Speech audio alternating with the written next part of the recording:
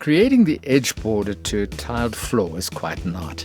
With a few tips though, it can be done quickly and accurately, giving the floor a professional finish.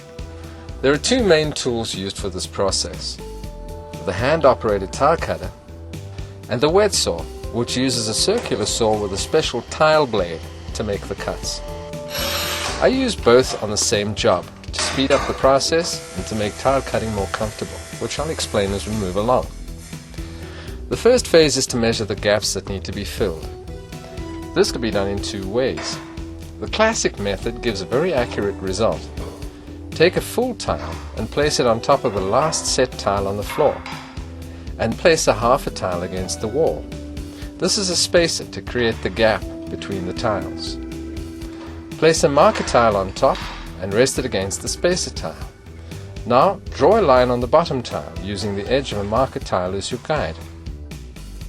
The uncovered section of the tile will fit perfectly into the gap that we want to fill. Using the hand cutter, score the tile over your line and snap it in two. The cutter has a little wheel which scores the glaze of the tile, and when you put pressure on the two sections, they'll part cleanly and in a straight line. Make sure that you press down on the end of the tile though. If you apply the pressing T to the middle of the tile, it won't make the cut or may shatter the tile. By moving the press bar to the top of the cutter, tile cracks nice and neatly. So let's check the fit of my cut tile. That's pretty good. I'm quite happy. The other method of working is to measure the gap between the wall and the tiles using a tape measure. Fortunately, the wall is straight and the gaps are all the same in this case. So, taking a spare tile, I write down the measurement and make a note that I need 16 tiles for the one side. Moving to the other side, I'll measure again and find that the measurement is the same. By doing the same on the two opposite walls, I establish the number of tiles that I'll need. Now the cuts are all straight, and so I'm going to use the hand cutter for the job. It's very quick and doesn't make any noise. At the top of the instrument are ruler markings and an adjustable edge fence, which is very useful for cutting a number of tiles of the same size. My first cut is 3 1/4 inches wide, so I place the edge of the tile 3 1/4 inches from the cutting wheel, score it along its length and snap it off. A quick measurement tells me that my cut is good, and so on with the next one. Because we don't like to waste tiles, I'll use the other side of the tile for this piece.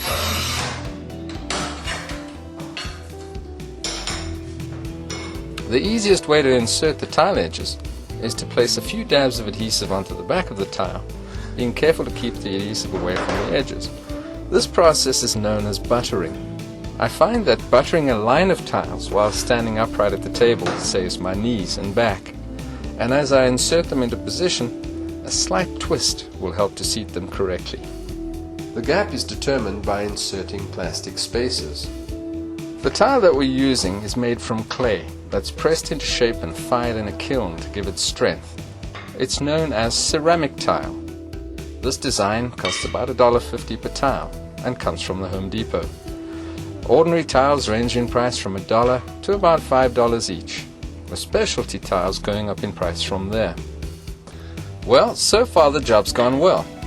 It's taken about an hour and a half to lay my edge pieces, and that includes those inside the closet, which I'm tiling as well. There are 3 basic ways to make specialty cuts around the edges of doors and the corners. To mark the shape of the edge for the corner of the room onto a tile, I'll use the classic method, laying my tile squarely over the last set tile and using another full tile to transfer my markings. I'm not using the half tile as a spacer, as I want the tile to fit snugly against the wall, and I'm leaving a 1/4 inch space for the gap between the tiles. In this case, the door frame has a gap between it and the floor, and I can slip the tile under the frame to create a good looking finish. A second method, which is simple but very effective, is to mark the tile in position on the floor, transferring the edge and corner positions directly to the tile.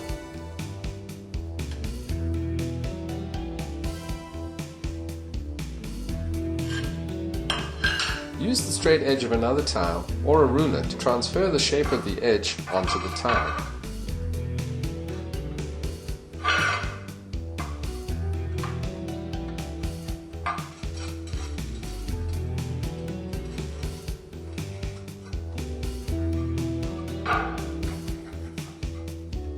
The third method is to take a piece of paper and cut it to tile length on one side. Placing it where the tile will lie, I'll trace the shape of the door trim onto the paper, cutting out the pieces to be removed as I progress. Once I'm satisfied with the fit, I'll lay the paper onto a tile and trace out the shape using a pencil. This is more time consuming though, so why not use the easy methods when you can.